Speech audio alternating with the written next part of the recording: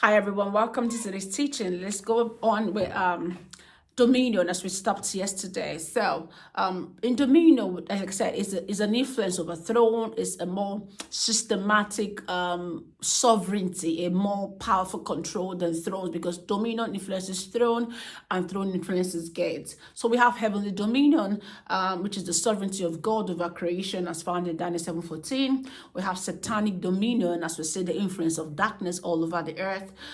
We have the believer's dominion, which is the authority that Jesus handed over to us when he was going. It said in the book of Luke 10, it said, I've given you power over all the works of darkness, and nothing shall by enemies hurt you. That's the believer's dominion. And we have man's dominion, humankind dominion, which is what gives anyone the power to do anything on earth, to say anything on earth and to be, so long as you're a human being, and then depending on the power you're operating with, whether you're in line with the heavenly dominion, which is God's own dominion, you're in line with the satanic dominion, that's going to be what the earth gets. The effect's going to be upon the earth, the consequence will be upon the earth, right? So that's how it is. So I've explained earthly dominion, creation. There's also political dominion, right? The way we have this territory belongs to this person, this people, the way the British has like all the territories that are loyal to the throne, loyal to the crown, and all of that. We also have cultural dominions, traditions. That's cultural dominion. In my village, this is how they do it. This is how we do death burials, death rites. This is how we do burial rites. This is how we do marriage rites. That's a kind of a cultural dominion. And these things can be shaped because they're usually influences of what human beings sat down together and allowed to come in, either through the God one or through the enemy's one, and all of that. So that's an example of that. Also, we have dominion as regards ideologies. Things that people think, how they operate, ideas like capitalism, socialism, wokeism. These are ideologies, these are dominions actually. And we can see that once they come into a space, they take over. Things that make people that probably were so hot and understand God and love God and we're committed to God, and all of a sudden they're like, so why do we have to go to church? Why do we have to pay tithe? Why do we have to give offerings? Why do we have to get married? All of that. So that's an example of the dominion, and believers can be assigned to gates, to jurisdictions like that. Okay, I hope you understand from what we learned yesterday than to today. Okay. All right. Another thing I wanted to really say was age groups. Also, age groups are gates. Back to yesterday's teaching. Age groups are gates. They're like, we have like God probably can assign you to pray for 0 to 3, pray for 80 to 60, pray for 19 to like that. And most times when you say God has called you to do something, those of you that you feel that God is calling you to teenagers, that's a gate. Why is it a gate? Because it's a transition between childhood to adulthood, and that's a point where most people lose it, like you have seen. You see, this is how you tell what exactly is a gate, when there can be an entry point. In childhood, most times when the enemy probably tries to abuse someone, introduce all the perversion early at that childhood, that's a gate in their life. And even when they grow into adult, you see that thing playing out and all of that. So that's why we have children teachers in churches. They are assigned to a gate. So if you're a child, if you're a child teacher or a children teacher, you need to understand what you are dealing with. You are in a very important gate. So you can be assigned to teenagers, like assigned to adults, grown-up youths like myself. So that's also a gate. So many things, or many times when God says, I want you to do this thing, people just think it's about going out to print the flyer, going out to network to the who is who. And sometimes it's even funny how people pick mentors. They pick mentors out of who is more popular, who has the money, who has the stage to introduce them. It's funny, right?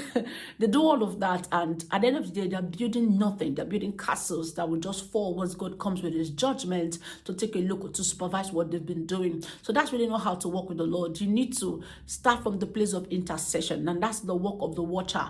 When God assigns you to a place, and even if you want to do a physical program, you must start by praying, because you have to connect to all of this people. You have to connect to the watcher over that assignment, that especially if it is a territorial thing. You have to connect to the prince of God over that nation. You don't just go and just be doing anything. Then that's even if that thing will grow, the fact that something is big or something is popular does not really mean that they are making impacts. Do you understand me? Because impact, most times God doesn't even need number. I'm not saying that it's bad for you to have crowd or have a few. It's not bad for you to have your crowd, all of that. But I don't want a crowd that cannot shift systems. I don't want a crowd that cannot shift atmosphere. I don't want a crowd that cannot shift kingdoms and bring down thrones and establish the will of God. If you just have like 200,000 members and none of them can hit a fly in the spirit realm, the enemy will want that. He would even give you more exposure so that your whatever you're doing, especially if you're in ministry, it will blow up. You have like 1 billion followers on Instagram or Facebook or whatever. He will allow you. So, and the problem is that we now think that, oh, because it's growing on that level, because there's success as regards the metrics, we think that means we are making impact. No, you are not most times, right? Or sometime rather, because you can actually be that big and making impact. But to power that height of crowd where you are really making impact, you should better know that your depths are deep. So when I see people who are on that level that really have true fire, I have a lot of respect for them, because I know that what they are shifting is not just in the numbers, they're actually shifting the dominion of darkness. So that's really what influence of dominion or just of dominion for the watcher is like. Okay, all right. So these are the things that we need to bear in mind as regards our assignment. So let me really just want to see something. Let's look at Daniel as our case study as regards this function of throne, dominion, and gates. We're going to look at Daniel as a case study. Now you see, Daniel, his role as an interpreter of dreams and visions placed him as a gatekeeper of divine revelation. Through him, God provided insight into the spiritual and political transitions that happened in the empire, Babylon, down to Media and Persia. In Daniel 2 and Daniel chapter 7. In Belshazzar's feast, we saw how Daniel acted as the spiritual gatekeeper who declared the transition from Babylon to Medes and Persia. Remember again now, the last time when I was teaching us, I said that Nebuchadnezzar had a dream where the watcher angel came down. He was watching like a movie. Oh, they said the Holy One has come and has brought judgment, and then he couldn't understand the dream, not to repeat the story. And Daniel comes, Daniel interprets the dream, and instantly there was judgment. We find that Nebuchadnezzar is turned into a beast, and that prophecy is fulfilled. This next time we see his son, what's that his name again? Belshazzar, right? Yeah, we see that he takes drinks. He takes the holy things that they used to capture Israel. He takes our cup from the temple. He takes everything precious, and he's drinking with his people, having fun and making mockery. And pure gold, we're drinking from gold. And the peace God. And then a hand just appeared on the wall, and the hand begins to write, many take over sin, which means you've been judged, and today the kingdom has been divided, have been given to Medes and Persia. And then he didn't understand. It was like, anybody who comes and tells me what this is, I'm going to give you a royal robe, I'm going to give you all of that thing. You see, again, as a watcher, you must be careful not to be greedy. Like, you see how Daniel responded to that reward. Daniel was like, keep your reward to yourself, because he understood what it meant. And in fact, Isaiah was a watcher, Ezekiel was a watcher, every major prophet and even minor prophets were watchers. And that's why you cannot really separate the watching from the prophetic. I'll teach about the skills, teach about the prophetic gifting and all of that as the days go by, because you will need to learn all of this, especially if you probably don't, have understanding in that area. This class is both beginner and advanced. I'm joining everything together, so I know I have like a mixture of the audience, right? So Daniel was not even moved by what the king was offering. Daniel went, oh yeah, keep it to yourself, but this is what it means. And the moment he was done, the guy dies, the guy is struck, the kingdom is divided, instant. Again, remember that I said that Daniel was a watcher, so he coming to give the interpretation was instant judgment, because at the point I was saying it, he was already in agreement with the council decision, and all of that. So Daniel was also a gatekeeper, and Daniel was the person that still wanted the transition from Babylon to Medes and Persia. And the next people, they still kept him. Can you see this? They understood that this guy is important. They still kept him. And that's one thing I wanted to say about the watchers. You don't bend loyalty or allegiance to keep anything. Don't say, oh, I'm going to lose my job, so because God said I should do this, I'm going to lose my job. If I do it, I won't do it. Sorry, your loyalty is to the Lord. And you must understand that our dominion is a superior one. The dominion of the heaven. God owns the whole earth. He's sovereign. His counsel is above every other counsel. So when God says, I want you to deal with this structure, I want you to pray for this thing, you drop everything else and answer the Lord. So if Daniel was like, oh, let me not tell the kings so that they will keep me, because if this kingdom goes now, I don't know whether the next one will keep me. Maybe I will not turn to slave. Daniel didn't have the time to say things like that. So you have to step up in your mindset. You don't do things out of, oh, let me please this person, let me please that person.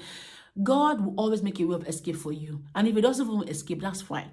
Shadrach, Meshach, and Abednego, they said to the king, we're not going to be careful to answer you. If the fire burns us, fine. If it doesn't burn us, but we'll not be careful. We will not send you. We will not even care how you're going to take our response. We'll tell you what we're telling you, and that's what it is, And we saw how God delivered them, by the way. All right, so now let's see Daniel as regards being assigned with dominion.